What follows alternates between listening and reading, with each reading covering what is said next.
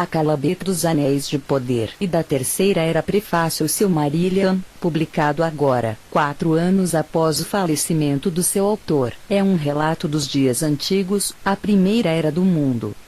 Em O Senhor dos Anéis, foram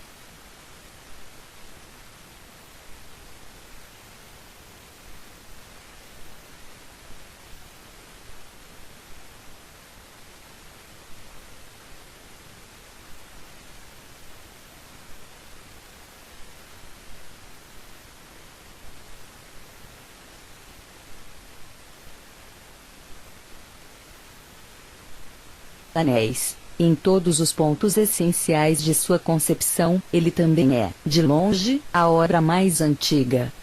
Na realidade, embora na época não se chamasse o Silmarillion, ele já existia meio século atrás. Em cadernos velhíssimos, que remontam a 1917, podem ser lidas as versões iniciais das histórias mais importantes da mitologia, muitas vezes escritas às pressas. A lápis ele nunca foi publicado, ainda que alguma indicação de seu conteúdo pudesse ser depreendida de O Senhor dos Anéis, mas meu pai, durante sua longa vida, jamais o deixou de lado, nem parou de trabalhar nele, mesmo em seus últimos anos.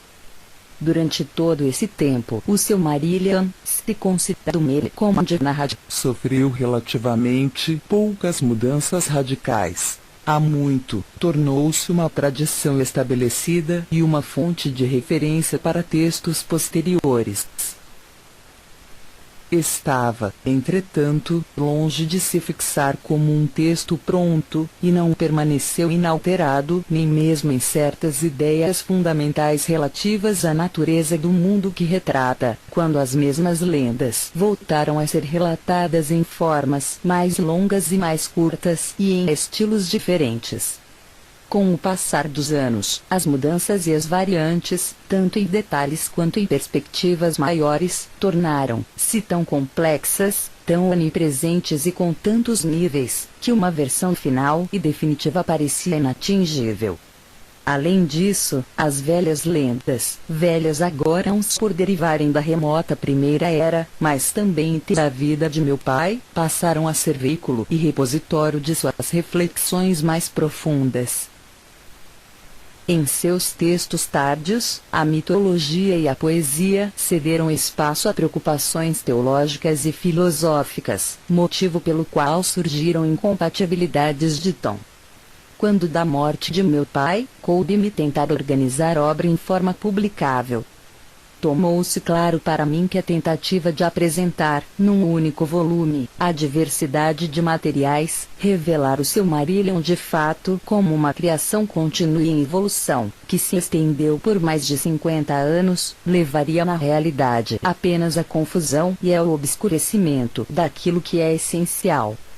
Propune, por isso, elaborar um texto único, selecionando e usando trechos de tal modo que me parecessem produzir a narrativa mais coerente e de maior consistência interna nesta obra. Os capítulos conclusivos, a partir da morte de Túrin Turambar, apresentaram dificuldades especiais, já que permaneceram inalterados ao longo de muitos anos e, sob certos aspectos, conflitavam seriamente com concepções mais elaboradas em outras partes do livro.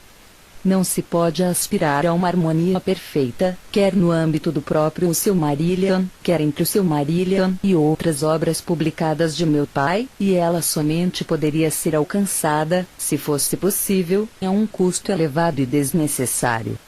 De mais a mais, meu pai veio a conceber o Silmarillion como uma compilação, uma narrativa sucinta e abrangente, feita muito tempo depois, a partir de fontes de grande diversidade, poemas, crônicas históricas e narrativas orais, que sobreviveram numa tradição secular. Essa concepção tem de fato paralelo na verdadeira história do livro, pois um enorme volume de prosa e poesia antiga subjaz a ele. Ele é, até certo ponto, um compêndio de fato, e não apenas em teoria.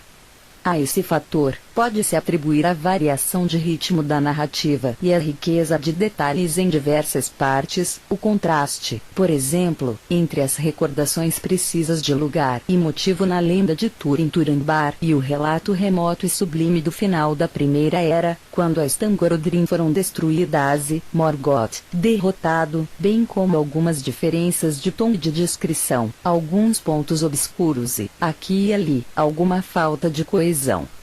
No caso do Valaquenta, por exemplo, temos de supor que, embora ele contenha muitos fatos que devem remontar aos primeiros dias dos Eldar em Valinor, deve ter sido reformulado em tempos mais recentes, o que explique sua contínua mudança de tempo verbal e de ponto de vista, de tal modo que os poderes divinos ora parecem presentes e ativos no mundo, ora remotos, constituindo uma camada desaparecida, conhecida apenas na lembrança.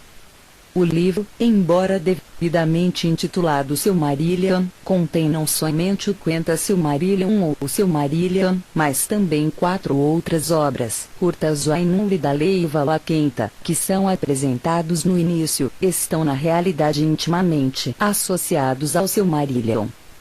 Já o Akallabeth e dos Anéis de Poder, que aparecem no final, são totalmente separados e independentes, o que se deve salientar. Estão incluídos em obediência explícita intenção de meu pai, por meio de sua inclusão história descrita, desde a música dos Ainur, com a qual o mundo começou, até a portadores do Anel saindo dos portos de Mithlond, no final da Terceira Era. A quantidade de nomes que aparecem no livro é muito grande, motivo pelo qual elaborei um glossário completo. Porém, o número de pessoas, elfos e homens, que desempenham um papel importante na narrativa da Primeira Era é muito menor, e todos eles constam nas árvores genealógicas. Além disso, preparei também um adendo, que especifica a denominação bastante complexa dos diferentes povos élficos, uma nota a respeito da pronúncia dos nomes dos elfos e uma lista de alguns dos principais elementos encontrados nesses nomes, além de um mapa. Deve-se ressaltar que a grande cadeia de montanhas a leste, Eredluin ou Eredlinbon, as Montanhas Azuis, aparece no extremo oeste do mapa de O Senhor dos Anéis. No corpo do livro, há um mapa menor intenção é deixar clara a um mero golpe de vista onde se localizavam os reinos dos elfos depois da volta dos Noldor à Terra-média. Não sobrecarreguei o livro com mais nenhum tipo de comentário ou anotação. Existe de fato uma grande quantidade de textos inéditos de meu pai, narrativos, linguísticos, históricos e filosóficos, relacionados às 3 eras. Espero conseguir publicar parte deles futuramente. Na tarefa árdua e cheia de dúvidas de finalizar o texto para o livro, recebi a enorme ajuda de Guy Cawley, que trabalhou comigo em 1974 e 1975. Christopher Tolkien.